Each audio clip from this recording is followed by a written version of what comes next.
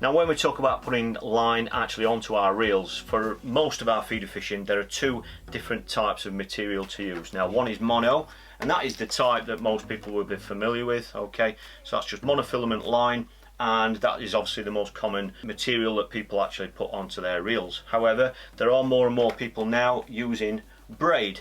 Now I'll go into the qualities of both of these, and anybody who's watched my videos on YouTube will know that probably 50% of my fishing now is actually done with braid, and like I say, I'll tell you why that is in a moment. Now for most people they'll be putting mono onto their reels, and that's just a great all-round material to use that you can use on natural venues and commercial fisheries, but I only tend to use it when obviously the rules stipulate that we have to use mono, and then the only other time I will use it is if I'm targeting bigger fish. Now if you're going to be fishing a commercial water, the first thing I will advise you, in my opinion, don't ever use braid for carp.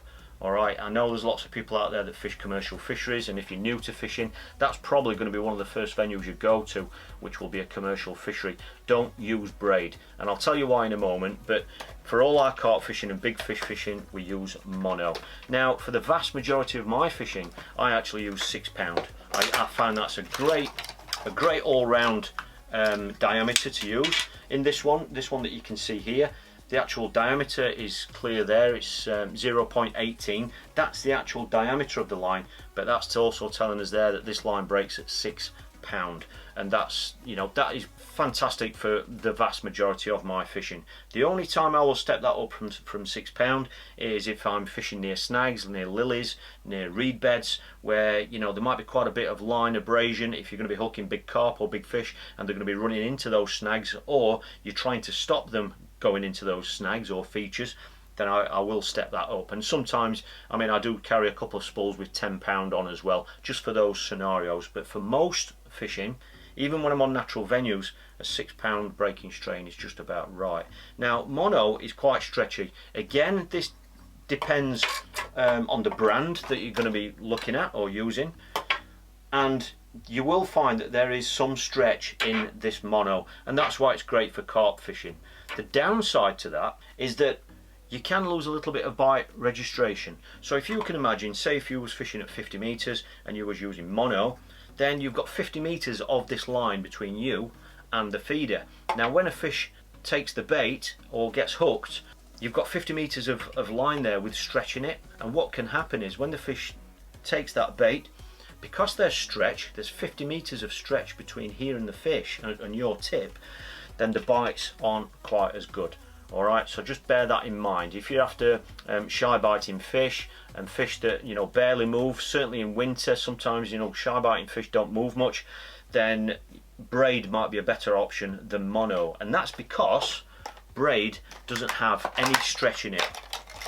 It's darker in colour, and there are lots and lots out there on the market. Some are better than others, and some are more durable than others, and some sink better than others, because that's one of the downsides to braid. It doesn't sink quite as good as mono does. Alright, as you can see, it's really dark in colour, but there isn't any stretch there whatsoever.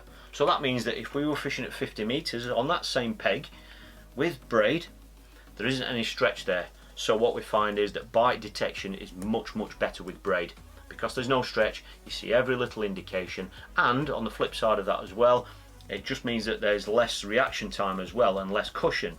So when you see the bite, hopefully you're going to see it much quicker with braid. That's why we use it. And when you pick up, you're going to be much more direct to the fish, because with mono, when you pick up, there's a lot of stretch there, and you might find it's a little bit more difficult to set the hook in the fish's mouth.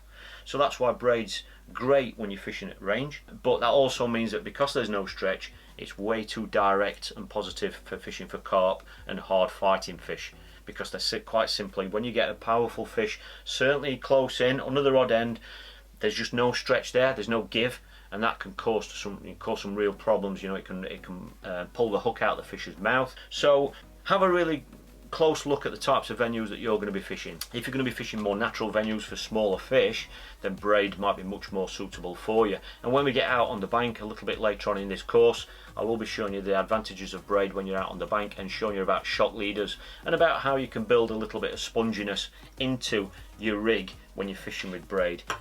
Just like with mono as well, I'm going to be showing you how to fish with mono and just showing you what kind of a stretch there is out there. So have a really close look at the types of venues you're going to be fishing, and also have a look at the target species you're going to be targeting as well.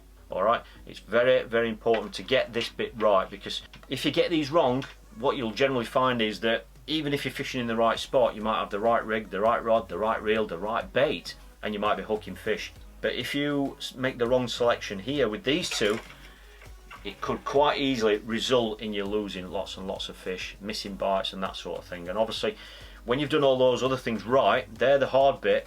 Picking up and hooking a fish and reeling that fish in and landing it should be the easy bit. So think about this very, very closely. Now what I'm going to do is, in the next video, I'm going to show you how to put these actually onto your reels, okay, onto the spools. So I will see you over in the tackle room.